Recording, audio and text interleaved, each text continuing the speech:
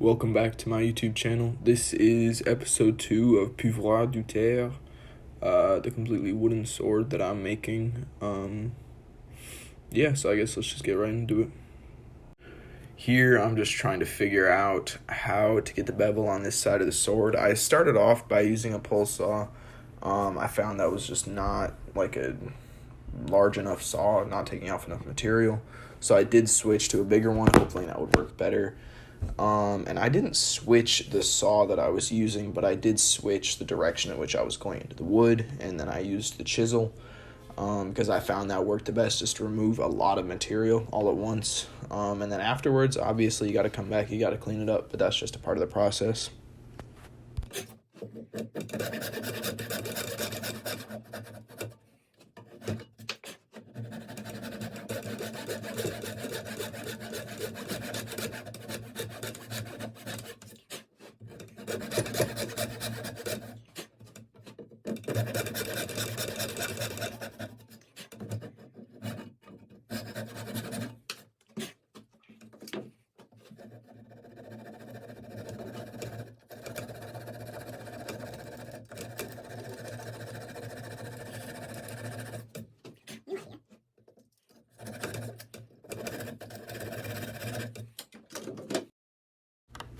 So finally, after fighting this wood, I finally got the idea to try and come at it a different direction, just making a bunch of smaller, I don't know what you call them, scores in the wood, cutouts, I don't know what you would call it.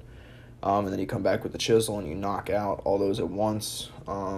This could have worked better, but compared to what I was doing before and what I've done in the past, that just takes so much time. This definitely was quicker. I mean, it still took me hours and hours, but again, a part of the process.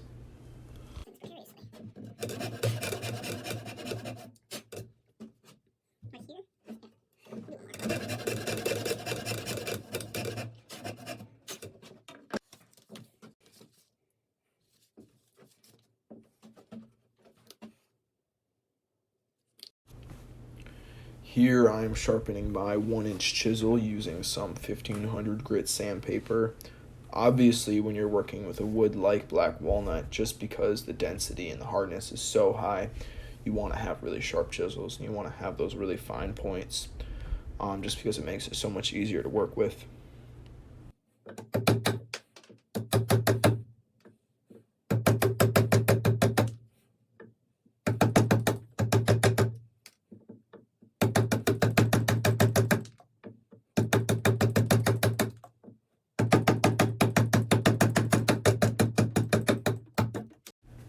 Here we see the first example of knocking out those small walnut.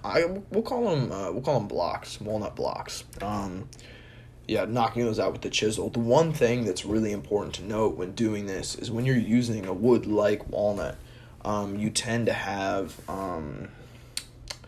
not exactly the straightest grain structure, so it'll be like twisting. It'll be whatever. You'll have curly. You'll have whatever it be. So when you do that, it has the tendency to splinter and twist, and then you might miss your lines. So it's really important when you're going to be really gentle. There was a couple times, I'll try and point them out if I see them in the video. There was a couple times where I went past my lines, so then I had to come back and I had to try and fix those with whatever weird technique I could figure out. What I was talking about earlier with that walnut tending to split and kind of not just break cleanly like some woods like white pine and yellow pine tend to do, that right here is a really good example. And you can see I'm kind of panicking, trying to figure it out. I'm taking the pole saw, trying to get it so it breaks evenly. And I think I figured it out and I got everything to be about where it needed to be, but for a second there I thought it was going to get out of hand. We're starting work on the broader side of the sword. It had its ins and its outs. The broader side is majority sapwood, which means that compared to the other side, it's a lot softer because sapwood is closer to the outside of the tree. It's more bark related. It tends to be a lot softer, which means when you're sanding it and then when you're finishing it, it has a different look. But I'm hoping that when everything is said and done, that really light walnut is going to contrast beautifully to the other side.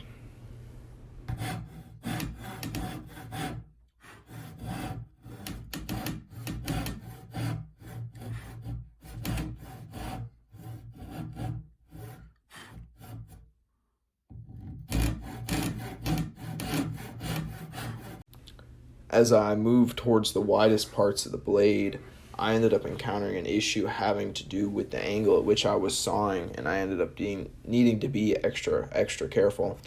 The issue was if my angle was a little too steep, I would cut into the underside of the sword and then therefore cut into the bevel of the other side of the sword. So I needed to be really careful how I was doing that. Just something important to note when doing this kind of project.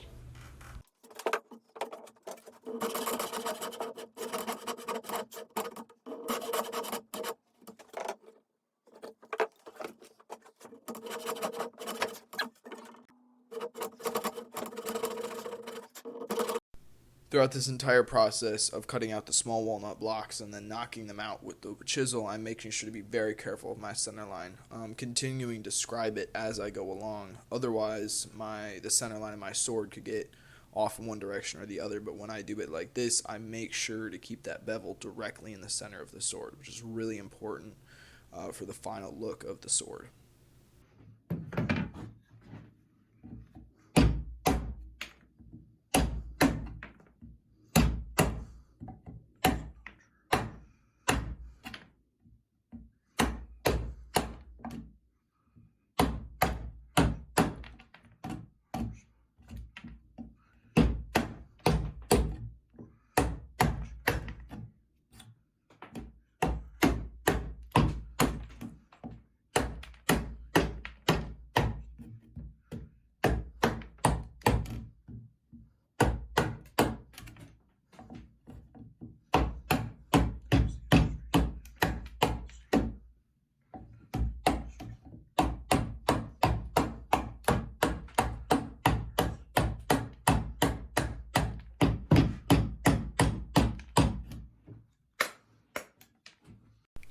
This method that I am using, the saw mixed with the chisel, is not an idea of my own. I actually got it from looking at timber framers' work, because in order to cut those massive notches for those giant timber frame posts and poles, they have to cut out a lot of material all at once. And one of the most effective ways, when they do it, obviously, they have to take off much more material. So they'll use something like a circular saw, and then they'll come back with a very large chisel. Obviously, mine's on a smaller scale. So I'm using a much smaller saw, smaller chisels. But the idea still, at its heart, came from timber framers.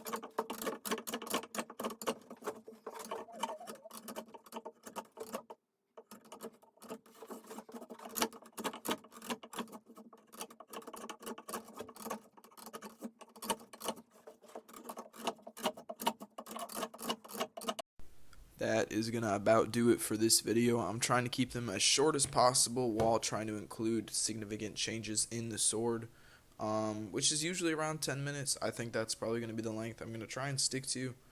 But yeah, like, subscribe. Feel free to leave a comment of ice techniques you want me to try, new ideas, new projects, whatever it be. Thank you for watching. Have a good day.